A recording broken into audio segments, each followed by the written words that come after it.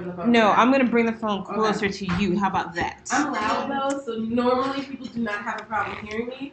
So let me set it up. I'm so bad because we see each other. But no, Erica, has a very deep social media experience, background, and before she came here, she worked with Republic. Yes. I almost said Universal. Yes. But in the Universal system. Right. Yes. So she worked with Republic Records and artists like Ariana Grande and The Weeknd, and of course, when you work with heavy people like that, you end up making a lot of friends on social media platforms. And Instagram is one of the places where she has friends. And she went by the offices of Instagram, had a meeting, and learned some things, and wants to share them with you. So before we go through the best practices, we'll just hear what Erica experienced and what she learned. So hello everyone. So the good news is that I'm going to actually do an email introduction to you, Darnella, to Lila King, who is the head of partnerships for news and media. And so this will be a resource for us. She works with BuzzFeed and New York Times and all of our big competitors, but obviously between Radio One and Interactive One, the Urban One family, we have a host of sites and socials that obviously make sense to them. So my meeting was really I knew that they had partnerships people in these verticals and figuring out who my new contact would be there. The great thing too is that she sets up sort of Instagram workshops to kind of go through best practices, talk about like wins specific to news and media area here in the Facebook New York offices.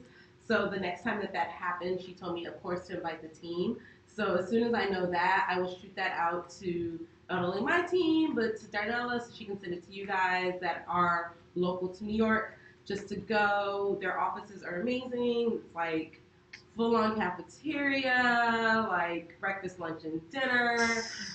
Snacks, like name a snack if they got it. Probably got a gym and a dry cleaner. And so just going to, and then the last time they did an event at Facebook, they ended up having like a professional photographer that took people's photos and they sent those things out. So I said that to say it would be a really fun event just to even go to the offices. But in that I asked for a couple of things from her. I asked one, did she have sort of high-level best practices that she could share with us relating to news and publishers? And the second thing was I wanted some more information about like kind of what's coming up, what their priorities are, and that. Great. I think I heard somebody interject. Anybody have anything? Oh, it was just a beep. Oh, okay, never mind. Or gas. One of the things is that they are not technically planning a insights dashboard anytime in the near future. However, did they say why? It's just Instagram, although it's part of Facebook Inc., as its own company, really, Kevin Systrom, who's the president and founder of Instagram, really feels strongly about keeping Instagram a place for the people, and it took a lot to get him to even do ads on the platform. So there's just a little resistance in making there, and I think they want to sell them in some way that makes sense. I think they'll get there because I think their parent company will not allow them not to offer insights. Right. Right now, they're opening up their API to have more data available so that third-party sites can go grab it. Facebook recently bought CrowdTangle? Tangle, thank you. I was like, there's a million things that start with Crowd. CrowdTangle, so she said, wink, wink, they probably have the most up-to-date Facebook/Instagram data on their platform because they're all in the same family. So there's that. However, for large publishers, she can one-off pull insights on any account that has over 100,000 followers. So if there are insights that Ricky Smiley's a perfect example. So she can pull deeper dive data on gossips and Global Grind actually, and a lot of your sites. So that's why I want to introduce you to Lila, and you guys can kind of talk on that side. So that was really, really interesting. But I think they'll get there. I said all to say that I think they'll get there. The other interesting thing that I kind of knew, just, I think we know just because we're on these platforms, is that Instagram is very interested in video and in promoting their stories product. They they want to kill Snapchat, let's be clear. It's not even subtle. But that being said, because a lot of publishers are sort of in their infancy in Instagram stories and using that as a storytelling platform, they see that as a huge area for growth because, on the Discover page, there's Discover the photos, but then there's that Discover, Discover stories at the top. Right.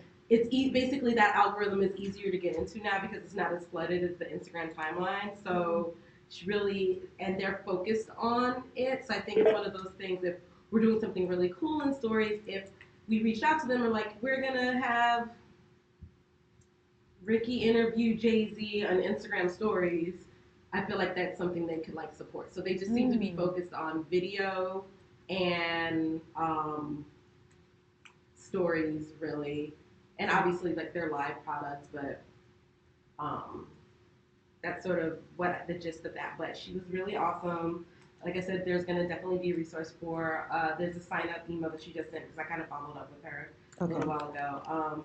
A sign-up email that you can just sign up for the email news. So when the training comes into place, you can do it. But that being said, she provided a lot of information on sort of best practices. One of which I know there's a lot that I sent to Larissa and Darnella that you can review on your own probably, but I wanted to just kind of highlight the things that I thought was interesting. Sure. Because quite frankly, we know a lot of this already. But it means more to see it, it means more with to the see Instagram them, logo, right? and to see them say it, it will, reaffirm the fact that you guys we know what we're doing, right? And the thing with Instagram to really remember in terms of the spirit of the platform is that it's called Insta in its name, right? So what's happened with Instagram is that it's become this very beautiful curated place for photos, which is great. And what they want, they say they launch stories not necessarily to compete with Snapchat, but to bring back that immediacy to the platform, bring back that Insta moment to the platform. Yeah. They also mentioned that more of these, we're always worried about making sure it looks pretty, but more Instagram friendly things that are happening in that actual moment. So for local markets, when there is an artist in studio and there's a photo on Instagram and that's followed up with the Instagram story that shows them in market, that performs really well on the platform because people still kind of want that instant journey, which I thought was sort of interesting because I think we tend to pre-plan and overproduce sometimes too. Yeah. And I think, and she said that stuff has its place, especially in Insta stories with Primary 29 and some of the Mic and Attention and all those sites are doing more storytelling within stories. She's like, that's fine because you're curating it and to tell a moment, but not to get over, being sort of overly promotional. One thing she did mention, because she ended up, when I told her sort of all the university looked at Gossip, and one of the things that, Gossip has a really robust Instagram page, but the thing that they do often that doesn't work from an Instagram engagement standpoint is reposting the article. Because we want traffic. Right. So, but what they're saying is taking that image or taking an image or creating a video with that image to promote that story will perform better on the feed. Because what people don't want to see, they want to see that Insta moment. They want to see Cardi B tying her shoelace that makes them go further and delve deeper, which was really an interesting takeaway. So she's like, I think you just have to be more creative about the way you do that. She's like, so maybe it's taking the actual photo from the art associated with the article instead of the screenshot of the headline. Of the headline of the article. Did she have any thoughts about the Shade Room? Because they are just like, they seem like the antithesis of what Instagram is, and but yet people. And then also they post a lot. Like, well, that was an interesting thing too.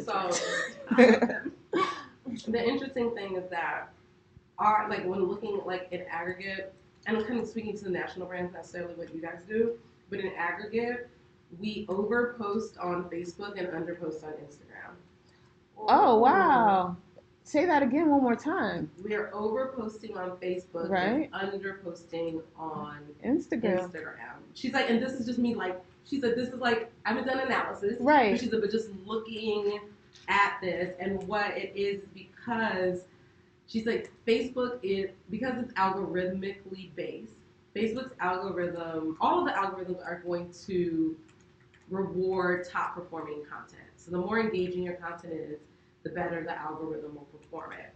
Will, upvote it, for lack of a better word. Okay. Instagram is the same thing, but the action is quicker. It's so easy on Instagram to go double tap, double tap, double tap, double tap, double tap, double tap, double tap. So because of that, there's more engagement just in general. So the algorithm is a little bit tighter. Do you know what I mean? So whereas Facebook, you have to like actually physically like it and then comment and whatever. So she was saying that and she said again, she's like, I don't work at Facebook, so let Facebook say this. But in her opinion, taking the content we know is going to perform the best, the content that's going to get our audience to speak, posting, giving that its credence as opposed to making a running feed of everything happening. So if we know our audience likes Cardi B content and she just did something, that's something we post on Facebook. Or if we just want to talk about what we're doing in the day, that's multiple posts throughout the day, because you want to appear in the feed more often. Where Instagram has more of a Twitter-like feed than Facebook, essentially, is what her idea is. So people are, on average, the Global Grind and Gossip audiences, that fan base is opening Instagram like 36 times a day. Oh my gosh. A day. On average, they follow about 1,000 accounts. So you said so the average person for like this, she just gave me like a Gossip Global Grind. So like, did she look at those accounts, or did she just mean like the African American? Well, they don't know. They don't know race there anyway. Race on any social network, right? But they were looking at literally at Global Grind and Gossip's audience. Okay. Global Grind's Instagram audience actually is very, very female. Like, it's mainly female, interestingly enough. I don't think you would think that. Yeah. But it's mainly female. Gossip is female, obviously, too. But those two groups, but I think it's because what people are coming there for, right? So those are the people that are following the Shade Room and all these other accounts, and they're like opening their Instagram all day to see who did what, who wore what, who had this. So she said, so in that, and they are more likely to consume video. So because of that, she's like, I think a growth area is video and post. Yeah. Wow. That's amazing. So if they're opening it up 36 times a day, like, I wonder what is a sweet spot for that group. Right. So we gotta play. So they want more content. I think it would be different. I think because those two sites are sort of these pop culture sites, like they were gossip. Let's be honest. Like Global Grind for a really long time was a gossip site. So I think that audience wants a lot of content. Yeah. Whereas like a news audience may want like all the best content. Where a beauty and fashion audience, I don't have enough. She didn't pull that on any of those other audiences, but just something to think about, like how often is this fan base really wanting content, and how do we give it to them? But we're also, unlike our competition, are really hampered by legal photo and video content. Right. So I think that's part of the issue. So Refinery 29 owns and has clearance on like thousands of photos, so they can post 20 Instagram posts a day, and it have to be interesting and engaging. But for us, if we can't do that screenshot, right, if that's not work. I mean, it's not working, but it's not working as well. But we could get better engagement, right. better results if we exactly. use the picture instead of that. So that was sort of, to me, those were kind of the big things that I thought came out of it. She's like, you know, and this is a really highly engaged audience. Like, that she doesn't see that. Like, she's like, the New York Times fan base is not opening Instagram. Right. 30. She's like, that is very, very, very high and very unusual. I wonder if African Americans over-index, but again, they don't take color. But I just wonder. If you look at interest, it'll be interesting to know. But I think you can probably get some more data from her on some of your sites because you probably have more that have over 100K. Followers. Wow, that's great information. It's actually very fascinating. So I'm just curious. I know that we're content people. But did she have any tips on sales? Because you know how a lot of times we'll get campaigns and things that we have to post. Yeah. Did she have any thought, or did that come up in the conversation at all? That I mentioned to her the need for a little bit of training for our sales staff. And she said she thinks that's a great idea. They're gonna be like, post 36 sales posts a day. I'm just kidding. And that's not her area of expertise. Right. She would say, try to make it look as native as possible. Okay. You'll pass around the the PDFs. It's some really good stuff to be thinking about. But I will say this because I'm sort of obsessed with it. Is that I think a really interesting thing to think about. So Jeffery Katzenburg. Yes. DreamWorks. Yeah. Yeah. Is trying to petition, he's trying to raise money to essentially have people produce Instagram television, essentially. Like, he wants to create series that exist in that vertical platform. So I said that and then Instagram's like, we're doubling down on stories. So, and Facebook is courting all these advertisers. So what that says to me is that the real opportunity, because if she said the word story, they are pushing the shit out of videos and stories. That was every if you know nothing else that they care about. But that tells me that they're actually going to pay attention to it. So doubling down on, and I'll be able to hopefully in September give you guys a good case example with Cassius, because I'm pushing Cassius to create actual tell stories in stories. Okay. So we can see how that works. But she did say that is one, I have another thing for Instagram. She said, but let me finish this. She said that is one of the easiest ways to get new fans. Because if people don't know what you are, and then they see that thing, and they think you're live, and then you're telling this interesting story, they will click through because you've taken 2, 3, 8 panels to tell this really interesting, interactive story. Right. Past 8 panels, she's people drop there I can't. Okay. Okay, next. But that's the sweet spot. But that was the sweet spot to kind of tell a story. So I think that's another big thing. And then I made progress, everyone drum roll, with freaking legal. So that we can actually try to institutionalize a process for takeovers on Instagram. I started with Instagram, and we can do, and hopefully they can do, that would be a Facebook or a Twitter takeover, because legal, I was going to say rest in peace, Kristen, but Kristen did this amazing job and got some traffic from doing a takeover from some random artist that I forget the name of. Do you remember the name of the Mike Angel. Right. So she did that, and it was a huge issue with legal. But why? Were they playing music? No. But we shouldn't be doing takeovers. That's our domain. How do we know we own those? It was a whole... So when I went to Instagram as a follow-up, I was like, oh, shoot.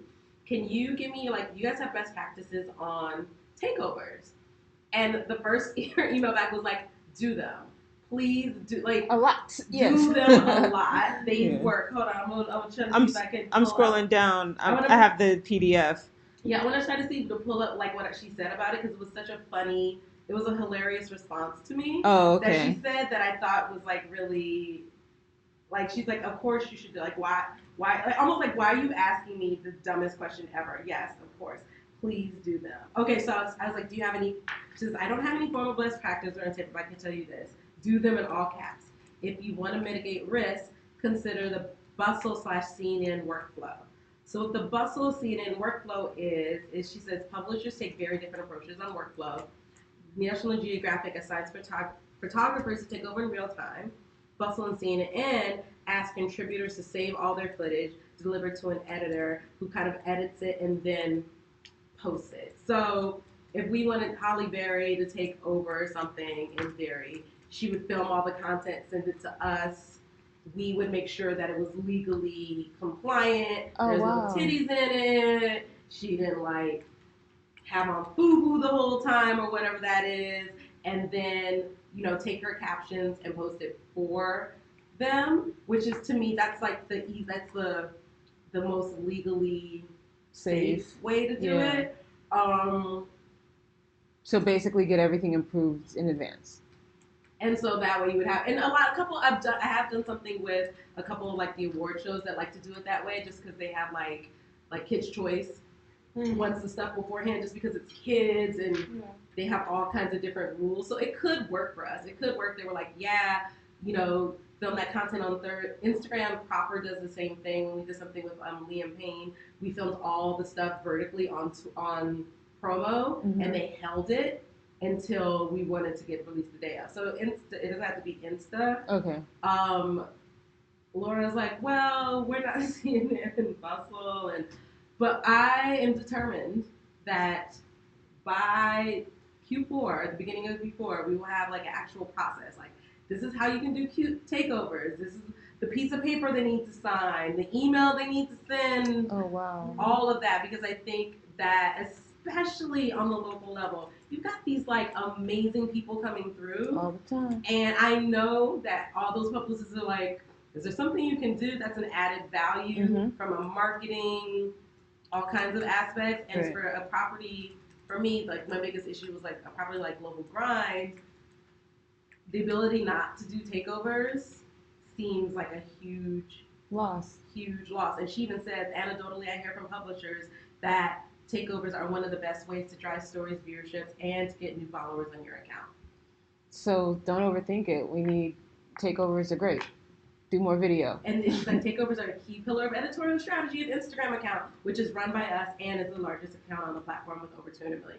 She's like, we do it. Like, we do takeovers. Like that is their entire Instagram strategy. Yeah. So if that's their core strategy for their brand on Instagram and it works for them, don't overthink it. Just do it.